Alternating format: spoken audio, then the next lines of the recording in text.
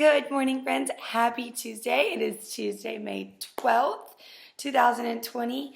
Today in math, what we're going to be doing is we're going to continue talking about certain shapes. Yesterday, we talked about the cone and the cylinder. And today, we're going to be talking about a cube and a sphere. So, my cube and my sphere. What it asks you guys is to go around your house and go for a shape hunt, okay? So I went around and found two different shapes. Can we tell me what shape this orange is? Good, it's a sphere because it is round. It looks like a ball. An orange is a sphere, okay? Then I went and I found a cube, okay? What shape, excuse my little hole in it, it holds a flower. But what shape do you see on each side? Good, a square. This is a cube. So when we look at 3D shapes, they have edges and faces. So this line right here, where the two sides come together, is called an edge. This flat part is called a face. Great job, friends. So let's look at my whiteboard really quick. When I look at this, here's a face.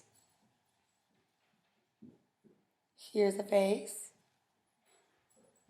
Here's a face. And there's one on the bottom and one over here, right?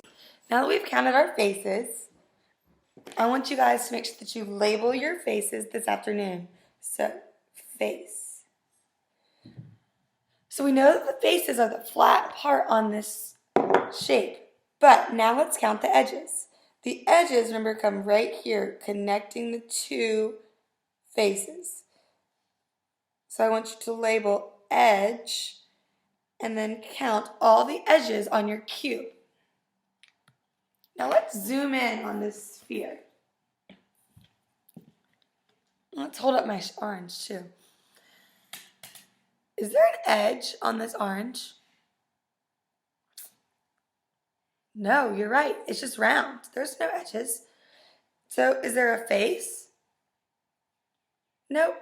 So a sphere has no faces and no edges because it is round all the way around, okay? Great job. I want you guys to go on your shape hunt and see what cubes and spheres you can find around your house. And then make a tree map. Cubes on one side, sphere on the other.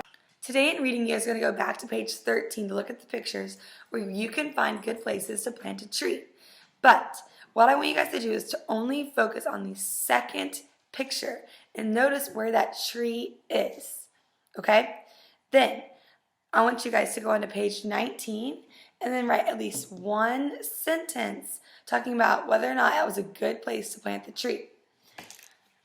You can write, planting a tree inside is good because, and then tell me why you think it is good to plant a tree inside.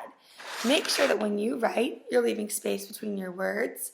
You're using uppercase letters only at the beginning of the sentence or for a name, and then lowercase letters. Take your time on this, showing high quality work.